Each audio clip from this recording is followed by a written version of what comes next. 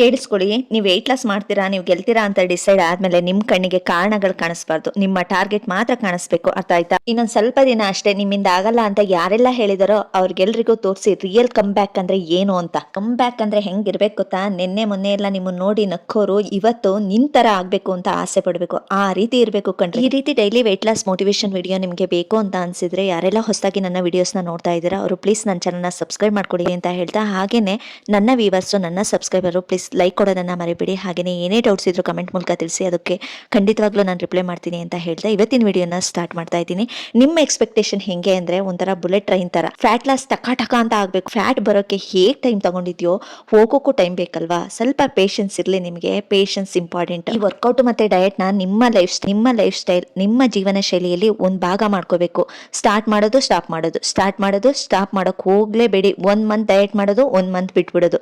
ಹೀಗೆ ಮಾಡೋಕೆ ಹೋದ್ರೆ ನಿಮ್ಮ ಬಾಡಿ ಮೇಂಟೈನ್ ಮಾಡೋದು ತುಂಬಾ ಕಷ್ಟ ಆಗುತ್ತೆ. ವೆಯ್ಟ್ ಗೈನ್ ಆಗುತ್ತೆ, ಲಾಸ್ ಆಗುತ್ತೆ, ಗೈನ್ ಆಗುತ್ತೆ, ಲಾಸ್ ಆಗುತ್ತೆ, ಈ ರೀತಿ ಆಗ್ತಾನೆ ಇರುತ್ತೆ. ಸಣ್ಣ ದಪ್ಪ ಆಗಿ ಮತ್ತೆ ನೀವು ಸಣ್ಣ ಆಗೋಕ್ಕಾಗಲ್ಲ, ಅದು ತುಂಬಾನೇ ಪ್ರಾಬ್ಲಮ್ ಕೊಡುತ್ತೆ ನಿಮಗೆ. ಅದಕ್ಕೋಸ್ಕರ ಹೇಳ್ತಾ ಇದ್ದೀನಿ, ನಿಮ್ಮ ಜೀವನ ಶೈಲಿನ ಸ್ವಲ್ಪ ಬ್ಯಾಲೆನ್ಸ್ ಮಾಡಿ, ಲೈಫ್ ಟೈಮ್ ನಿಮ್ಮ ಜೀವನ ಶೈಲಿ ಲೈಫ್ ಟೈಮ್ ಇರೋ ತರ ಮಾಡ್ಕೊಡಿ ಅಂತ ಹೇಳಕ್ಕೆ ನಾನು ಇಷ್ಟಪಡ್ತೀನಿ. ಏಕೆಂದ್ರೆ ಹೆಲ್ತಿ ಊಟ, ಹಾಗೇನೆ ಹೆಲ್ತಿ ವಾಕ್ ಮಾಡೋ ಅಂಥದ್ದು, ತುಂಬಾ ಸ್ಟೆಪ್ಸ್ ನಡೆಯೋ ಅಂಥದ್ದು, ಹಾಗೇನೆ ವರ್ಕೌಟ್ ಮಾಡೋ ಅಂಥದ್ದು, ಅತಿಯಾಗಿ ಆಕ್ಟಿವ್ ಆಗಿರೋ ಅಂಥದ್ದು, ತುಂಬಾ ಅತಿಯಾಗಿ ಮಲ್ಗೋದು, ಕೂತ್ಕೊಳ್ಳೋದು, ಟಿವಿ ನೋಡೋದು, ಇದನ್ನ ಮಾಡೋದಕ್ಕಿಂತ ಸ್ವಲ್ಪ ಆಕ್ಟಿವ್ ಆಗಿರೋ ಅಂಥದ್ದು, ಹೆಚ್ಚಾಗಿ ನೀರು ಕುಡಿಯೋ ಅಂಥದ್ದು, ಹೆಚ್ಚಾಗಿ ಸೊಪ್ಪು ತರಕಾರಿನ ತಿನ್ನೋ ಅಂಥದ್ದು, ಈ ರೀತಿ ನಿಮ್ಮ ಜೀವನದಲ್ಲಿ ಅಳವಡಿಸ್ಕೊಂಡು ಬಂದರೆ ನಿಜವಾಗ್ಲೂ ವೆಯ್ಟ್ ಲಾಸ್ ಆಗೇ ಆಗುತ್ತೆ. ಹಾಗೆಯೇ ನಿಮ್ಮ ಬಾಡಿನೂ ಕೂಡ ಫಿಸಿಕಲಿ ಸ್ಟ್ರಾಂಗ್ ಆಗುತ್ತೆ, ಮೆಂಟಲಿ ಸ್ಟ್ರಾಂಗ್ ಆಗುತ್ತೆ ಅಂತ ಹೇಳಕ್ಕೆ ಇಷ್ಟಪಡ್ತೀನಿ. ಏಕೆಂದರೆ ಈ ಹಾಳಾದ ಹೊರಗಡೆ foods, junk food, oil item, ಬೇಕ್ರಿ ಐಟಮ್ಸು ಇದನ್ನು ಬಿಟ್ಬಿಡಿ. ಇದರಿಂದನೇ ನಮ್ಮ ಆರೋಗ್ಯ ಹಾಳಾಗೋದು.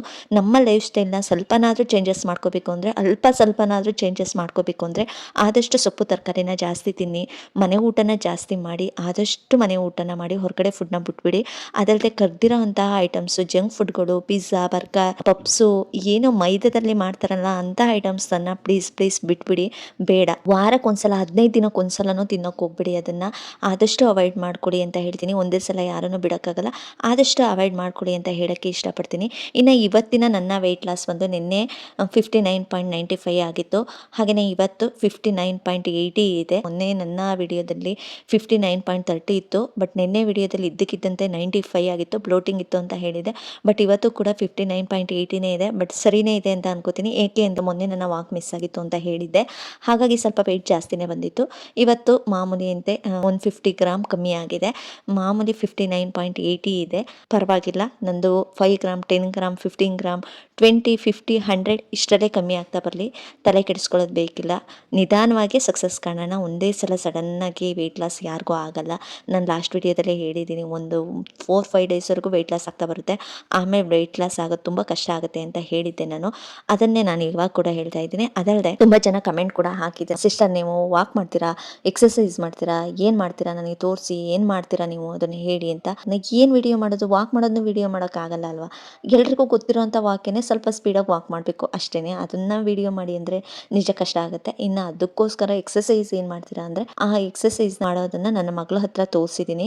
ನನ್ನ ಮಗಳು ಯಾವ ರೀತಿ ಎಕ್ಸಸೈಸ್ ಮಾಡ್ತಿದ್ದಾಳೆ ಅಂತ ನೀವು ನೋಡ್ತಿರ್ಬೋದು. ನಿಜವಾಗ್ಲೂ ಇದರಿಂದ ಬೆಲ್ಲಿ ಫ್ಯಾಟ್ ಅಂತೂ ಕಡಿಮೆ ಆಗುತ್ತೆ. ನಿಜವಾಗ್ಲೂ ಹೊಟ್ಟೆ ಬೊಜ್ಜಿರೋರಿಗೆ, ಹಾಗೆಯೇ ಬ್ಯಾಕ್ ಹಿಂದೆ ಬೊಜ್ಜಿರೋ ಅಂಥವ್ರಿಗೆ, ಬೆನ್ನು ಸೊಂಟದ ಹತ್ರ ಸುತ್ತ ಬೊಜ್ಜಿರುತ್ತಲ್ಲ ಅವ್ರಿಗೆ ತುಂಬ ಹೆಲ್ಪ್ ಆಗುತ್ತೆ. ಇದು ಹೊಟ್ಟೆ ಕಮ್ಮಿ ಮಾಡೋರಿಗೆ, ಈ ತೊಡೆ ಭಾಗದಲ್ಲೆಲ್ಲ ಬೊಜ್ಜಿರೋ ಅಂಥವ್ರಿಗೆ ಇದು ತುಂಬ ಹೆಲ್ಪ್ ಆಗುತ್ತೆ. ಇದೊಂದು ಎಕ್ಸಸೈಸ್ ನಾನು 10 to 15 ಮಿನಿಟ್ಸ್ ಮಾಡ್ಕೋತೀನಿ ಅಷ್ಟೇ. ಮನೇಲಿ ಯಾವುದೇ ರೀತಿ ನಾನು ವರ್ಕೌಟ್ ಮಾಡಲ್ಲ.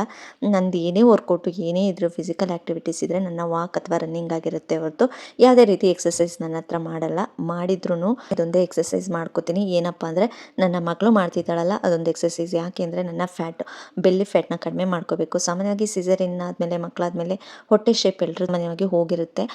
ನಾರ್ಮಲಾಗಿ ಮೊದಲಿನ ಥರ ನಮ್ಮ ಶೇಪ್ ಆಗಬೇಕು ಅನ್ನೋದಾದರೆ, ನಮ್ಮ ಹೊಟ್ಟೆ ಸಣ್ಣ ಆಗಬೇಕು ಅನ್ನೋದಾದರೆ ಇದೊಂದು ಎಕ್ಸಸೈಸ್ ಮಾತ್ರ ತುಂಬಾ ಬೆಸ್ಟ್ ರಿಸಲ್ಟ್ ಕೊಡುತ್ತೆ ಅಂತ ಹೇಳ್ತೀನಿ.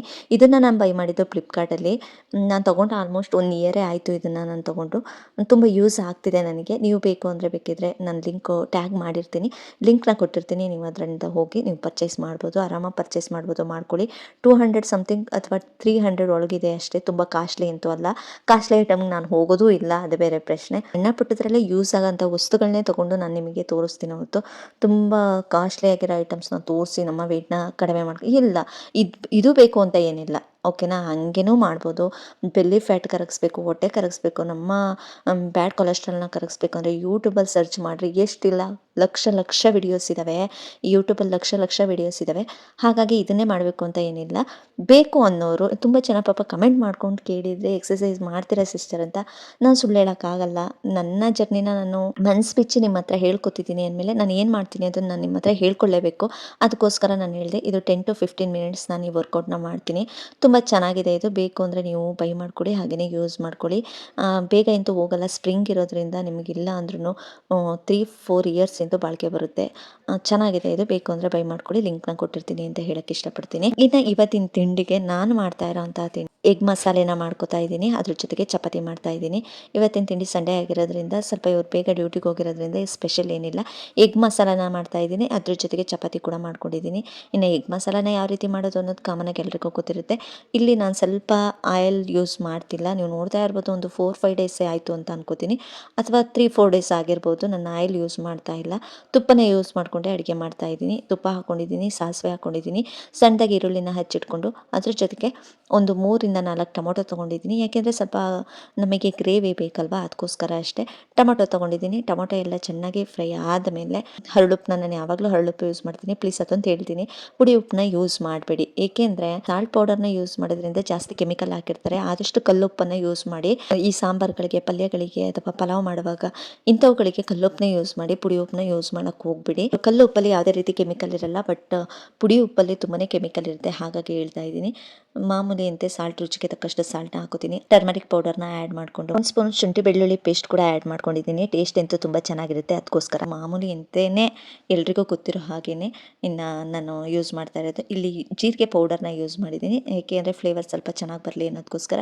ಜೀರಿಗೆ ಪೌಡರು, ಹಾಗೆಯೇ ಧನಿಯಾ ಪೌಡರು, ಹಾಗೆಯೇ ಅಚ್ಕಾರದ ಪುಡಿಯನ್ನು ಹಾಕಿ ಮಸಾಲೆನ ಚೆನ್ನಾಗಿ ಬೇಯಿಸ್ಕೊಂಡು, ಮಸಾಲೆ ಎಲ್ಲ ಚೆನ್ನಾಗಿ ಬೆಂದ ಮೇಲೆ ಸ್ವಲ್ಪ ನೀರು, ಗ್ರೇವಿ ಸ್ವಲ್ಪ ನಮಗೆ ಗೊಜ್ಜು ಥರ ಬೇಕು ಅಂತ ಗೊಜ್ಜು ಜಾಸ್ತಿ ಮಾಡ್ಕೊಳ್ಳೋದ್ರಿಂದ ಸ್ವಲ್ಪ ನೀರನ್ನ ಆ್ಯಡ್ ಮಾಡ್ಕೊತಾ ಇದ್ದೀನಿ. ಚೆನ್ನಾಗಿ ಬೇಯಬೇಕು, ಮಸಾಲೆ ಹಿಡಿಬೇಕು, ಆ ರೀತಿ ಬೇಯಿಸ್ಕೊಂಡು ಅದಾದಮೇಲೆ 5 ಮೊಟ್ಟೆ ತೊಗೊಂಡಿದ್ದೀನಿ. ನಾವು 4 ಜನ ಇದ್ದೀವಿ, ಬಟ್ 5 ಮೊಟ್ಟೆನ ಒಂದೊಂದು ಎಕ್ಸ್ಟ್ರಾ ಬೇಕಲ್ವ, ಹಾಗಾಗಿ 5 ಮೊಟ್ಟೆ ತೊಗೊಂಡಿದ್ದೀನಿ. ಮೊಟ್ಟೆನ ಅರ್ಧ ಭಾಗ, ಏಕೆಂದರೆ ಮೊಟ್ಟೆನ ಫುಲ್ ರೌಂಡ್ ಆಗಿರೋ ಮೊಟ್ಟೆನೇ ಹಾಕ್ಬಿಟ್ರೆ ಒಳಗಡೆ ಮಸಾಲೆ ಹಿಡಿಯಲ್ಲ. ಹಾಗಾಗಿ ಹಾಫ್ ಕಟ್ ಮಾಡಿಕೊಂಡು ನಾನಿಲ್ಲಿ ಗ್ರೇವಿಗೆ ಹಾಕೋತಾ ಇದ್ದೀನಿ. ಲಾಸ್ಟಲ್ಲಿ ಕೊತ್ತಂಬರಿ ಸೊಪ್ಪನ್ನ ಆ್ಯಡ್ ಮಾಡಿದರೆ ಮುಗೀತು. ಇಷ್ಟೇ ನನ್ನ ಇವತ್ತಿನ ಗೊಜ್ಜು. ಈ ಎಗ್ ಮಸಾಲೆ ಅಂತೂ ತುಂಬ ಈಸಿ ರೆಸಿಪಿ, 5 ಮಿನಿಟ್ಸಲ್ಲೇ ಆಗೋಗುತ್ತೆ. ಆರಾಮಾಗಿ ಏನಾದರೂ ವರ್ಕ್ ಮಾಡ್ತೀನಿ ಅಥವಾ ಡ್ಯೂಟಿಗೆ ಹೋಗ್ತೀನಿ, ಏನಾದರೂ ಎಮರ್ಜೆನ್ಸಿ ಬೇಗ ಆಗಬೇಕು, ತಿಂಡಿ ಬೇಗ ಆಗಬೇಕು, ಗ್ರೇವಿ ಬೇಗ ಆಗಬೇಕು ಅನ್ನೋರು ಆರಾಮಾಗಿ ಇದನ್ನು ಮಾಡ್ಕೋಬೋದು. ಒಂದ್ಸಲ ಟ್ರೈ ಮಾಡಿ ನೋಡಿ, ತುಂಬಾ ಚೆನ್ನಾಗಿರುತ್ತೆ. ತುಂಬ ಇಷ್ಟ ಕೂಡ ಪಡ್ತೀರಾ. ಯಾವುದೇ ರೀತಿ ಮಸಾಲೆ ರುಬ್ಬಬೇಕು ಆ ರೀತಿ ಏನೂ ಇಲ್ಲ, ತುಂಬ ಚೆನ್ನಾಗಿರುತ್ತೆ. ನಮ್ಮನೇಲಿ ಚಪಾತಿ ಮಾಡಿದಾಗ ನೈಟ್ ನಮ್ಮನೆಯವ್ರಿಗೆ ಚಪಾತಿ ಮಾಡಿಕೊಡುವಾಗ ಇದು ಕಾಮನಾಗಿ ಆಗೋಗ್ಬಿಡುತ್ತೆ. ನಮಗೆ ಏನಿಲ್ಲ, ಟೊಮೊಟೊ ಗೊಜ್ಜಿಗೆ ಯಾವ ರೀತಿ ಹಾಕೋತೀವಿ ಅದೇ ರೀತಿನೇ ಹಾಕ್ಕೊಂಡು ಎಗ್ನ ಆ್ಯಡ್ ಮಾಡ್ಕೊಂಡ್ರೆ ಮುಗಿದೋಯ್ತು. ಎಗ್ ಮಸಾಲ ಅಂತ ಹೇಳ್ತೀವಿ. ಸ್ವಲ್ಪ ಕೊತ್ತಂಬರಿನ ಸ್ವಲ್ಪ ಜಾಸ್ತಿ ಹಾಕೋಬೇಕು, ಅದಲ್ಲದೆ ಶುಂಠಿ ಬೆಳ್ಳುಳ್ಳಿ ಪೇಸ್ಟ್ನ ಆ್ಯಡ್ ಮಾಡಿಕೊಂಡ್ರೆ ಮುಗಿದೋಗುತ್ತೆ. ಚೆನ್ನಾಗಿರುತ್ತೆ, ಟೇಸ್ಟಿಯಾಗಿರುತ್ತೆ. ಉಪ್ಪು ಖಾರ ಹುಳಿ ಎಲ್ಲ ಹದವಾಗಿ ಆಗೋದ್ರಿಂದ ತುಂಬಾ ಚೆನ್ನಾಗಿ ಅನಿಸುತ್ತೆ. ಅನ್ನಕ್ಕೂ ತುಂಬ ಚೆನ್ನಾಗಿರುತ್ತೆ. ರೊಟ್ಟಿ, ದೋಸೆ, ಚಪಾತಿ ಎಲ್ಲದಕ್ಕೂ ಆಗುತ್ತೆ. ಆರಾಮಾಗಿ ಯೂಸ್ ಮಾಡ್ಕೋಬೋದು. ಪ್ರೋಟೀನ್ ಕೂಡ ಇದು. ಮಾರ್ನಿಂಗ್ ಯಾವಾಗಲೂ ನಾನು ಹೇಳ್ತಾನೆ ಇರ್ತೀನಿ, ಮಾರ್ನಿಂಗ್ ಟೈಮಲ್ಲಿ ಪ್ರೋಟೀನ್ನ ಯೂಸ್ ಮಾಡಿ ಅಂತ. ಪ್ರೋಟೀನ್ ಕೂಡ ಆಗಿರೋದ್ರಿಂದ ತುಂಬ ಚೆನ್ನಾಗಿರುತ್ತೆ. ಹಾಗೆಯೇ ಮೊಟ್ಟೆ ತಿನ್ನೋದಕ್ಕಿಂತ ಅದಷ್ಟು ಟೇಸ್ಟ್ ಕೊಡಲ್ಲ, ಬಟ್ ಈ ರೀತಿ ಮಾಡಿಕೊಂಡು ಮೊಟ್ಟೆನ ತಿನ್ಬೋದು ಆರಾಮಾಗಿ. ನಾನು ಇವತ್ತಿನ ತಿಂಡಿಗೆ ಈ ರೀತಿ ಎಗ್ ಮಸಾಲನ ಮಾಡ್ತೀನಿ. ಸ್ವಲ್ಪ ನಾನು ಇಲ್ಲಿ ಡ್ರೈಯಾಗಿ ಮಾಡಿದ್ದೀನಿ ಎಗ್ ಮಸಾಲನ.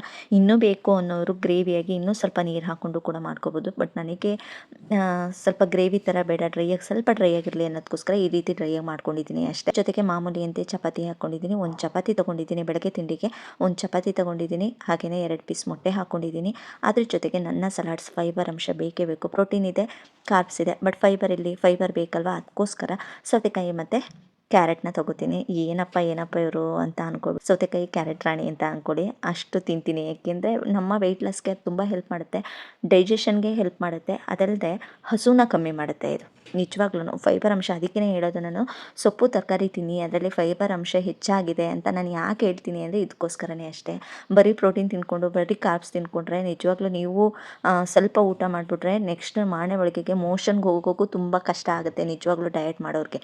ಅದಕ್ಕೇ ಫೈಬರ್ ಅಂಶನ ಆ್ಯಡ್ ಮಾಡ್ಕೊಳ್ಳಿ. ಸೊಪ್ಪು, ತರಕಾರಿ, ಕ್ಯಾರೆಟು, ಸೌತೆಕಾಯಿ ಈ ರೀತಿ ಆ್ಯಡ್ ಮಾಡ್ಕೊಂಡು ನೋಡಿ ಎಷ್ಟು ನೀಟ್ ಡೈಜೆಷನ್ ಆಗುತ್ತೆ ಅಂದರೆ ಅಷ್ಟು ನೀಟಾಗಿ ಡೈಜೆಷನ್ ಆಗುತ್ತೆ.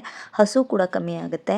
ಅದಲ್ಲದೆ ಫ್ಯಾಟ್ ಲಾಸ್ಗೆ, ವೆಯ್ಟ್ ಲಾಸ್ಗೂ ಕೂಡ ಹೆಲ್ಪ್ ಮಾಡುತ್ತೆ. ನೋಡಿ ನಾನು ಇಲ್ಲೊಂದು ಚಪಾತಿ ತೊಗೊಂಡಿದ್ದೀನಿ, ಈಗ ಗ್ರೇವಿ ತೊಗೊಂಡಿದ್ದೀನಿ, ಹಾಗೆಯೇ ಒಂದು ಕ್ಯಾರೆಟ್ ತೊಗೊಂಡಿದ್ದೀನಿ, ಇನ್ನು ಅರ್ಧ ಸೌತೆಕಾಯಿ ಕೂಡ ತೊಗೊಂಡಿದ್ದೀನಿ. ಇನ್ನು ಮೊದಲು ಸೌತೆಕಾಯಿ ತಿನ್ಕೊಂಡು ಕ್ಯಾರೆಟ್ ತಿನ್ಕೊಂಡು ಆಮೇಲೆ ನನ್ನ ಚಪಾತಿಗೆ ಬರೋದು ನಾನು. ಅದೆಲ್ಲ ಸೌತೆಕಾಯಿ, ಕ್ಯಾರೆಟು ಹಾಗೆಯೇ 2 ಮೊಟ್ಟೆ ತಿನ್ನೋದ್ರೊಳಗೆ ಅರ್ಧ ಹೊಟ್ಟೆ ತುಂಬಿರುತ್ತೆ. ಅದಾದಮೇಲೆ ಚಪಾತಿ ಗ್ರೇವಿ ತೊಗೋತೀನಿ. ಬಟ್ ಚಪಾತಿ ಒಂದು ಸಾಕಾಗುತ್ತೆ, ನಿಜವಾಗ್ಲೂ ಒಂದು ತಿನ್ನೋದ್ರೊಳಗೆ ಸಾಕಾಗೋಗುತ್ತೆ. ಅದಕ್ಕೋಸ್ಕರ ಹೇಳೋದು, ಮೊದಲು ಈ ರೀತಿ ಫೈಬರ್ ಅಂಶನ ಮೊದಲು ಖಾಲಿ ಮಾಡಿ. ಸೌತೆಕಾಯಿ ಆಗಲಿ ಅಥವಾ ಕ್ಯಾರೆಟ್ ಆಗಲಿ ಅಥವಾ ಮೊಟ್ಟೆ ಆಗಲಿ, ಕಾಳಾಗಲಿ ಅಥವಾ ಸೊಪ್ಪು ತರಕಾರಿ ಆಗಲಿ, ಏನು ಅಂಶ ಇರುತ್ತೆ ನಿಮ್ಮ ಪ್ಲೇಟಲ್ಲಿ ಅದನ್ನು ಫೈಬರ್ ಅಂಶನ, ಪ್ರೋಟೀನ್ ಅಂಶನ ಮೊದಲು ಖಾಲಿ ಮಾಡಿ. ಆಮೇಲೆ ಬನ್ನಿ ನಿಮ್ಮ ರೈಸ್ ಅಥವಾ ಚಪಾತಿಗೆ. ಆವಾಗ ನಿಮಗೆ ಫುಲ್ ಅರ್ಧ ಹೊಟ್ಟೆ ತುಂಬ್ದಂಗೆ ಅನಿಸಿರುತ್ತೆ. ಆಮೇಲೆ ಚಪಾತಿ ಅಥವಾ ರೈಸ್ ತಿಂದಾಗ ನಿಮಗೆ ಹೊಟ್ಟೆ ಫುಲ್ ಆಯಿತು ಅನ್ನೋ ಒಂದು ಖುಷಿ ಇರುತ್ತೆ.